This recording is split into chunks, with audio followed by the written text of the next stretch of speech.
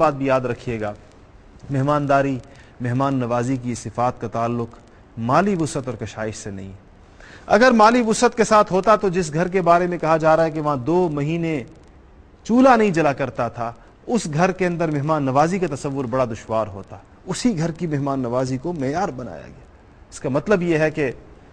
مہمان نوازی کرنے کے لیے بہت زیادہ پیسوں کی ضرورت نہیں ہے، دل کھلا ہونا چاہیے، دل مضبوط ہونا چاہیے، مردانگی کے اوصاف ہونے چاہیے، اور اس کی آمد کے اوپر انسان کو اپنے آپ کو اگر کچھ تنگی ترشی میں ڈال کر بھی اس کی خدمت ہو سکے تو یہ عین صحابہ کرام کا مزاج ہے۔ قرآن کی آیت ہے کہ وَيُؤْثِرُونَ عَلَىٰ أَنفُسِهِمْ وَلَوْ كَانَ بِهِمْ خَصَاصَةٌ، وہ چاہے خود جتنی بھی احتیاج میں جس قدر ضرورت اور بڑی ڈائر نیڈ میں ہوں، مگر وہ اپنے اوپر دوسرے کو ترجیح دیا کرتے تھے، دوسرے کی ضرورت کو مقدم کیا کرتے۔ اور آخری جملہ ہمیں اس بات کی طرف توجہ دلا رہا ہے کہ اگر اللہ تعالیٰ کی آزمائش کسی ایک خاص طبقے کی جانب آئی ہو،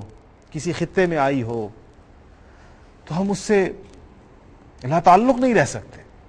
ہم معاملے کو ان پر چھوڑ نہیں سکتے، ہم ان کو حالات کے حوالے نہیں کر سکتے۔ اپنی مقدرت، اپنی قدرت، اپنے حالات، اپنے وسائل، اس کے مطابق جس قدر کوئی کچھ کر سکتا ہو اس کو کسی نہ کسی درجے میں ان لوگوں کی طرف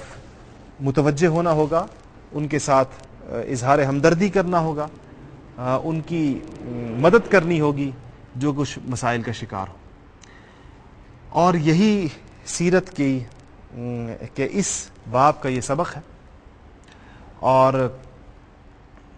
بڑی بدقسمتی ہوگی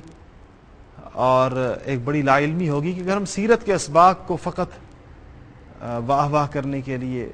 فقط لطف اٹھانے کے لیے سنیں اور اپنی زندگیوں پر غور نہ کریں، اور ہماری زندگیوں کے اندر اس کے نتیجے میں کوئی تبدیلی رونما نہ ہو، کوئی تبدیلی واقع نہ ہو، تو آج کے اس نشست سے ہم اس نتیجے پر پہنچتے ہیں کہ حضور اکرم صلی اللہ علیہ وسلم نبوت ملنے سے پہلے اور نبوت ملنے کے بعد آپ کی زندگی کا ایک بڑا اہم مقصد انسانیت کی خدمت تھا۔ آپ نے انسانوں کی خدمت کی ہے، اور بڑی دل جمعی کے ساتھ اور بڑی جانفشانی کے ساتھ کی ہے، اور اس امت کو جو کام حوالے ہوئے ہیں،